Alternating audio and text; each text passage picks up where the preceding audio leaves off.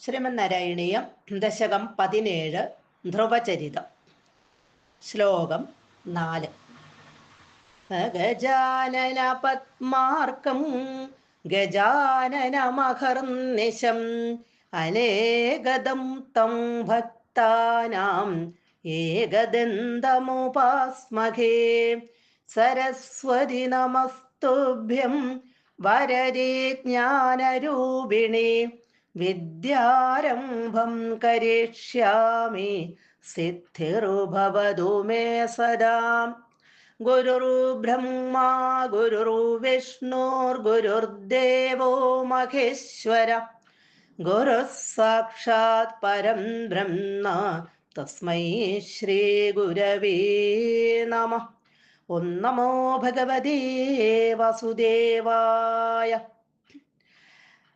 ആകർണ്യസോഭിഭവദർശന നിശ്ചിതാത്മാ മാനീനിരേത്യ നഗരാത് കില പഞ്ചവർഷ സന്ദ്രഷ്ട നാരദ നിവേദിത മന്ത്രമാർഗ സ്വാമാരരാധ തപസാ മധുകാനനാന്തേ.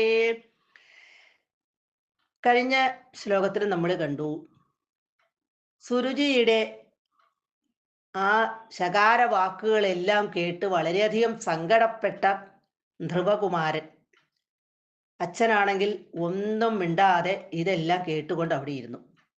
നിസ്സഹായനായിട്ട് നോക്കിക്കൊണ്ടിരുന്ന ആ അച്ഛൻ്റെ മുന്നിലൂടെ അവൻ തൻ്റെ അമ്മയുടെ അടുത്തേക്ക് സുനീതിയുടെ അടുത്തേക്ക് പോയി.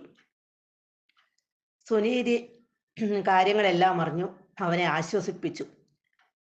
മനുഷ്യർക്ക് രക്ഷാസ്ഥാനമായിട്ടിരിക്കുന്നത് തങ്ങളുടെ ആ കർമ്മഗതിയിൽ നിന്നും കരകയറി പോരുവാനായിട്ടുള്ള ആ ആശ്രയം, ശരണം ഭഗവാന്റെ പാതാരവിന്ദങ്ങൾ മാത്രമാണ് എന്ന് അവനോട് പറഞ്ഞു കൊടുത്തു. സ അഭി, അവനും ആ ധ്രുവനും പഞ്ചവർഷ, അന്ന് അവന് പഞ്ചവർഷ 5 വയസ്സേ പ്രായമുള്ളൂ. കില പഞ്ചവർഷ കില, അന്നവന് 5-ാം വയസ്സ് ആയിട്ടുള്ളൂ, 5 വയസ്സേ ആയിട്ടുള്ളൂ, ചെറിയ കുട്ടിയാണ്. എന്നാലും മാനി, അഭിമാനശാലിയായിരുന്നതിനാൽ, തീരെ ചെറിയ കുട്ടിയാണെങ്കിലും അവന് അഭിമാനമുണ്ടായിരുന്നു. ആകർണ്യ, അമ്മ പറഞ്ഞത് കേട്ടിട്ട്. ഭവത് അർച്ചന നിശ്ചിതാത്മാ, ഭവത് അർച്ചന, അങ്ങയെ ആരാധിക്കുവാൻ, ഭഗവാനെ ആരാധിക്കുവാൻ, ഭഗവാൻ മാത്രമേ ശരണമായിട്ടുള്ളൂ എന്ന അമ്മയുടെ വാക്ക് കേട്ടിട്ട് അഭിമാനിയായ ധ്രുവൻ ഭഗവാനെ ആരാധിക്കുവാൻ നിശ്ചിത ആത്മാ, ഉള്ളുകൊണ്ട് ഉറച്ച് നിശ്ചയിച്ചിട്ട്, മനസ്സുകൊണ്ട് അങ്ങ് നിശ്ചയിച്ചു, ഞാൻ ഭഗവാനെ ആശ്രയിക്കണം, ഭഗവാനെ ആരാധിക്കണം എന്ന് മനസ്സിൽ ഉറപ്പിച്ചുകൊണ്ട് നഗരാത് നിരേത്യ, നഗരാത് നഗരത്തിൽ നിന്ന്, ആ രാജ്യത്ത് നിന്ന്, പട്ടണത്തിൽ നിന്ന്, നിരേത്യ വിട്ടുപോന്നു, അതായത് അവിടം ഉപേക്ഷിച്ചു. രാജകൊട്ടാരവും രാജ്യവും എല്ലാം കൂടെ ഉപേക്ഷിച്ച് അവിടുന്ന് ഈ 5 വയസ്സായ കുട്ടി, അഭിമാനിയായിട്ടുള്ള ആ ധ്രുവൻ ഭഗവാനെ ആരാധിക്കുവാനായിട്ട് അവിടെ നിന്ന് പുറപ്പെട്ടു. സന്തൃഷ്ട, പോകുന്ന വഴിക്ക് വച്ച് കണ്ട നാരദ മഹർഷി, നിവേദിത പറഞ്ഞു കൊടുത്ത, പോകുന്ന വഴിക്ക് നാരദ മഹർഷിയെ കാണുകയാണ് ധ്രുവൻ. അപ്പോൾ നാരദൻ ചോദിക്കും, ഈ ചെറിയ കുട്ടി എങ്ങോട്ടാണ് ഈ പോകുന്നത്? അപ്പോൾ അവൻ എല്ലാ കാര്യങ്ങളും പറയും. നാരദൻ അവനോട് പറയും, തീരെ ചെറിയ കുട്ടിയാണ് നീ ഭഗവാനെ ആരാധിക്കുവാൻ എന്ന് പറഞ്ഞ് ഇങ്ങനെ ഇറങ്ങിപ്പോയി കഴിഞ്ഞാൽ നിനക്ക് വല്ല ആപത്തും വന്നാലോ, അതുകൊണ്ട് ഞാൻ കൊട്ടാരത്തിലേക്ക് നിന്നെ കൊണ്ടുപോകാം, അച്ഛൻ്റെ മടിയിൽ ഞാൻ നിന്നെ കയറ്റിയിരുത്താം. ഇതെല്ലാം പറഞ്ഞിട്ടും അവിടെ നിന്നും ധ്രുവൻ അനങ്ങിയില്ല.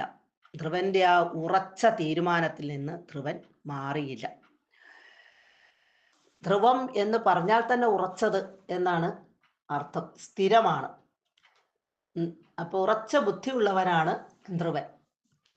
അവൻ തൻ്റെ തീരുമാനത്തിൽ നിന്ന് മാറാൻ തയ്യാറായില്ല. അപ്പൊ എന്താണ് ചെയ്തത് നാരദൻ? അപ്പൊ നാരദൻ അവന് എങ്ങനെയാണ് ഭഗവാനെ ഭജിക്കേണ്ടത് എന്ന് പറഞ്ഞു കൊടുത്തു. നാരദൻ പറഞ്ഞു കൊടുത്ത മന്ത്രമാർഗ ആ മന്ത്രവും ആ മാർഗവും ആരാധനാക്രമവും എങ്ങനെയാണ് ഭഗവാനെ ആരാധിക്കേണ്ടത് എന്നും മനസ്സിലാക്കിയിട്ട് മധുകാനന അന്തേ, മധുവനം എന്ന കാനനത്തിന്റെ അന്തേ ഉള്ളിൽ ചെന്നിട്ട് തപസ, ഇവിടെ തപസ്സുകൊണ്ട് ത്വാം അങ്ങയെ ആരാധിച്ചു. ഇവിടെ 5 വയസ്സായ ഒരു കൊച്ചുകുട്ടിയാണ് രാജകൊട്ടാരം വിട്ട് ഇറങ്ങിപ്പോയത്. തൻ്റെ അമ്മ പറഞ്ഞതിൻ്റെ ആ സാരം, അർത്ഥം നന്നായിട്ട് മനസ്സിലാക്കി